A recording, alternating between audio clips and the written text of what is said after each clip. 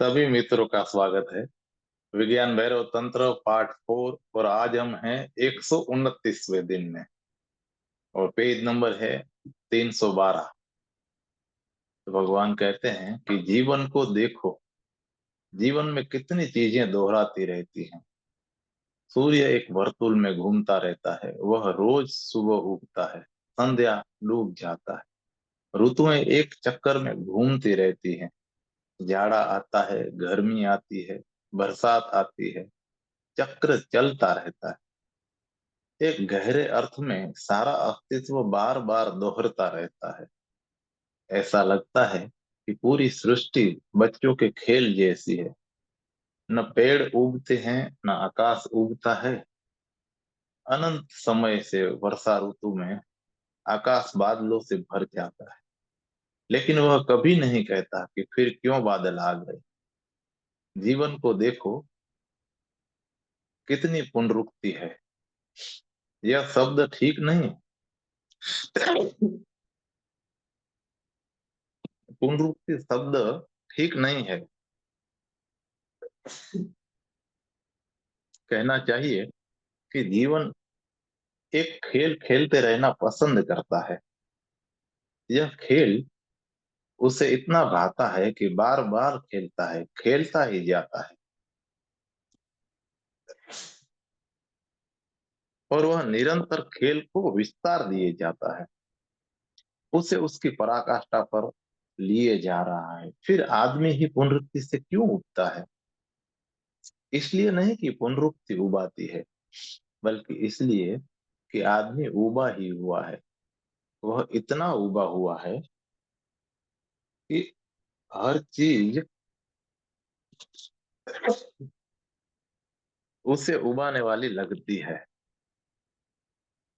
एक बार ऐसा हुआ कि सिगमंड फ्राइड उसके एक मानसिक रोगी की जांच कर रहा था। वह रोगी से प्राथमिक प्रश्न पूछ रहा था और वह मनोविश्लेषण शुरू करने से पहले प्रत्येक रोगी से पूछता था। उसने रोगी से कहा कि सामने पुस्तकों की कतार देखो। उसे देखकर तुरंत तुम्हें किस चीज की याद आती है? रोगी ने पुस्तकों की तरफ निगाह उठाई। उन्हें उसने ठीक से देखा भी नहीं और कहा कि यह मुझे एक स्त्री की याद दिलाती है, सुंदर स्त्री की। फ्रायड खुश हुआ, क्योंकि यह उसके सिद्धांत के अनुकूल था। उसका सिद्धांत है कि जगत में सब कुछ कामुक है। उसने कहा कि ठीक।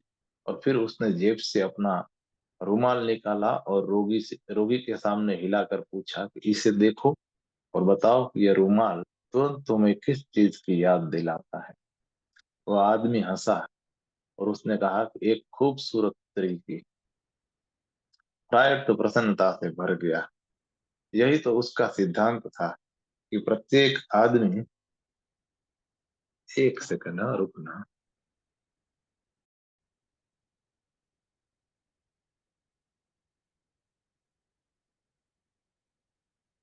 यही तो उसका सिद्धांत था। प्रत्येक आदमी कामुकता से ग्रस्त है। पुरुष स्त्री के संबंध में सोचता रहता है और स्त्री पुरुष के संबंध में सोचती रहती है। और यही तो सारा चक्कर है। और फिर फ्राइड ने कहा कि दरवाजे की तरफ देखो। वहां कोई नहीं था। सड़क पर भी कोई नहीं था। उसने कहा वहां देखो, वहां कोई नहीं है। यह खालीपन देखकर तुम्हें क्या ख्याल आता है? रोगी ने कहा कि एक खूबसूरत स्त्री। अब फ्रायड भी थोड़ा चिंतित हुआ कि कहीं यह आदमी उसके साथ कोई धोखाधड़ी तो नहीं कर रहा है। तो उसने कहा कि यह अजीब बात है। क्या प्रत्येक चीज तुम्हें स्त्री की ही याद दिलाती है? उस आदमी ने कहा कि चीज से कोई लेना देना नहीं है। चाहे किताब हो, रुमाल हो या खाली दरवाजा हो, उससे कोई फर्क नहीं पड़ता है। सच तो यह है कि मैं कभी स्त्री के सिवाय किसी और चीज के बारे में सोचता ही नहीं। मैं और किसी चीज के संबंध में कभी सोचता नहीं। इसलिए आप क्या दिखाते हैं वह अप्रासंगिक है। ऐसा नहीं है कि प्रत्येक चीज मुझे स्त्री की याद दिलाती है। बल्कि मैं स्त्री के बारे में ही सदा सोचता रहता हूँ। यह कोई याद दिलाने की बात नहीं है, और यही हाल तुम्हारा भी है। प्रश्न यह नहीं है कि तुम्हें यह काम उबाता है या वह काम उबाता है, या पुनरुक्ति भरा काम, नीरस काम उबाता है। सच्चाई यह है कि तुम उबे हुए हो, चाहे तुम कोई काम करो या ना करो। अगर तुम कुर्सी पर पड़े पड़े आराम भी करोगे तो भी उब जाओगे। कुछ भी नहीं करोगे और फिर भी उब जाओगे। तुम कहोगे कि करने को कुछ नहीं है और मैं उब रहा हूँ। सप्ताह भर में तुम काम से उबे रहते हो, और सप्ताह के अंत में छुट्टी के दिन तुम छुट्टी से उबे रहते हो। जिंदगी भर किसी नीरस धंधे से उबे रहते हो, और रिटायर होने पर रिटायरमेंट से उब जाते हो, क्योंकि अब करने को कुछ न रहा। सारी जिंदगी तुम ऊब से भरे हो, क्योंकि वही का वही काम, फैक्ट्री या ऑफिस या दुकान। और जब तुम रिटायर हो जाते हो तो इसलिए उबते हो कि अब कुछ करने को नहीं है। तुम्हारी ऊब का संबंध किसी काम धंधे से नहीं है, बस तुम उबे हुए ही हो। तुम ऊब ही हो गए हो, और फिर तुम जो भी करते हो उस पर अपनी ऊब की काली चादर ओढ़ा देते हो।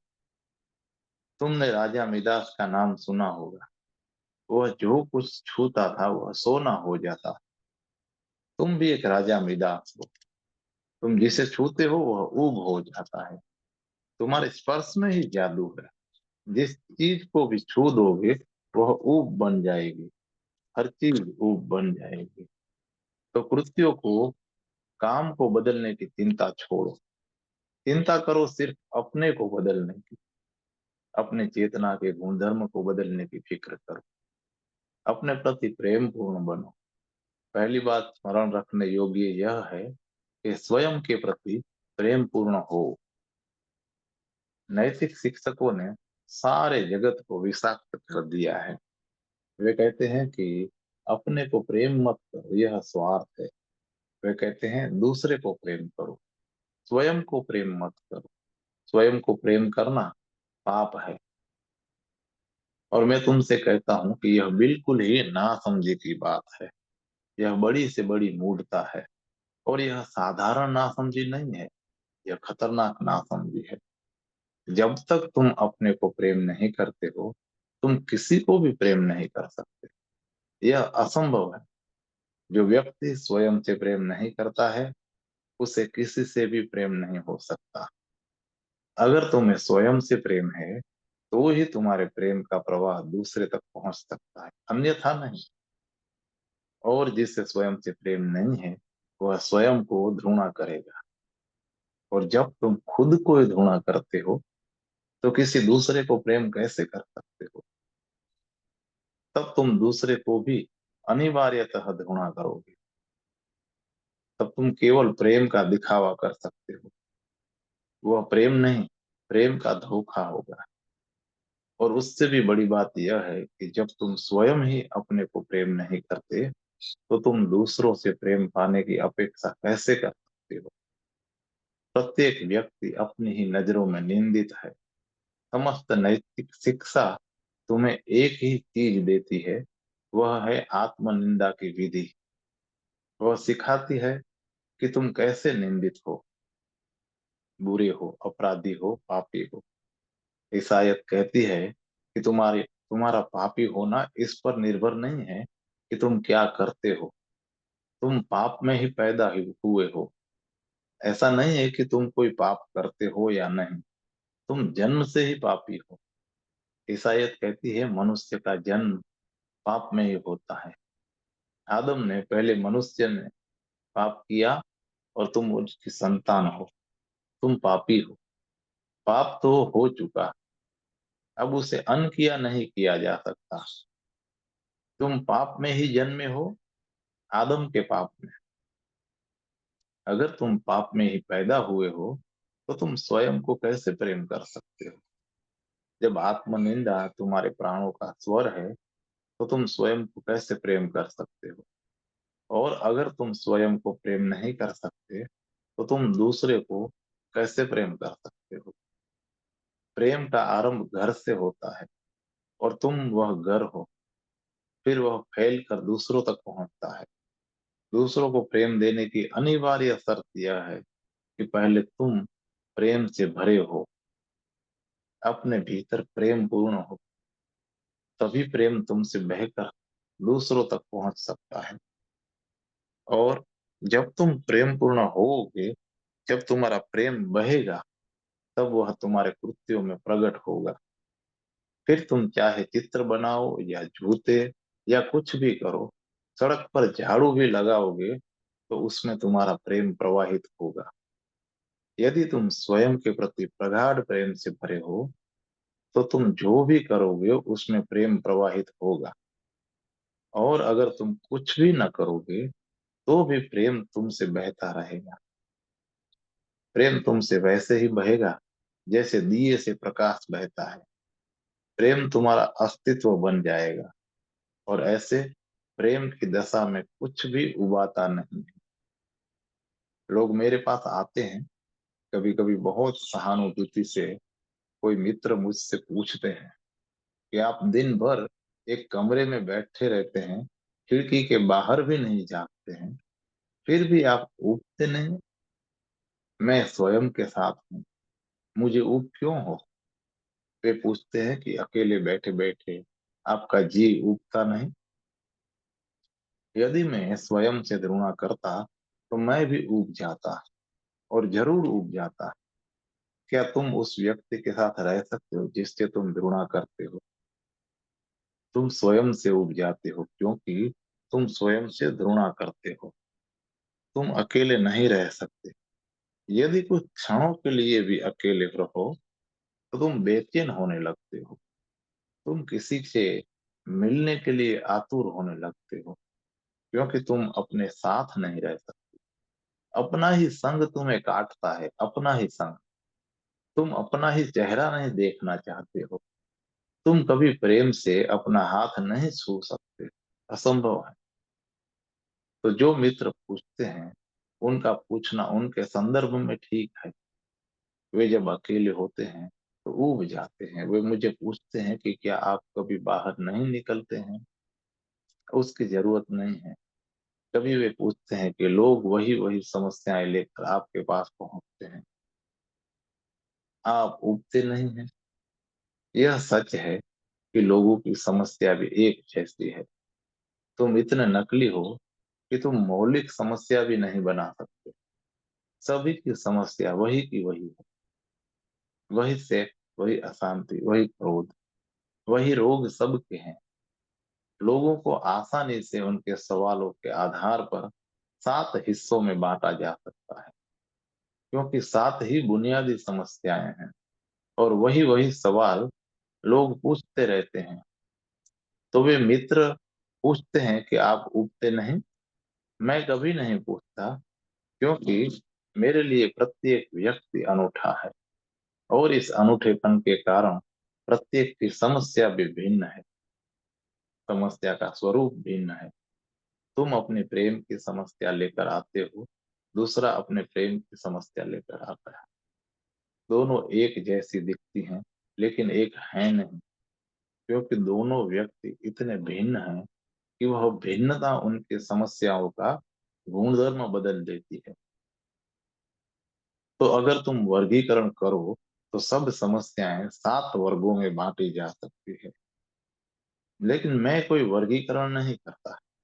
मेरे लिए प्रत्येक व्यक्ति इतना अनूठा है कि उसे किसी के भी साथ नहीं रखा जा सकता। वर्गीकरण संभव नहीं है, लेकिन उस अनूठेपन को देखने के लिए एक पैनी दृष्टि चाहिए, एक सघन बोध चाहिए, ताकि तुम उन जड़ों तक जा सको जहां हर व्यक्ति अनूठा है।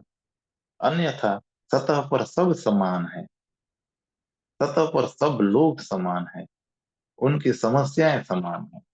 लेकिन अगर तुम सजग हो और व्यक्ति के साथ उसकी गहराई में, उसके अंतरतम में उतरोगे, तो तुम पाओगे कि जितने गहरे उतरते हो, उतना ही अस्तित्व अनूठा होता जाता है,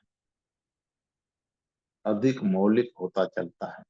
और अगर तुम ठीक उसके केंद्र पर पहुंच सको तो वह व्यक्ति अद्भुत रूप से अनूठा है।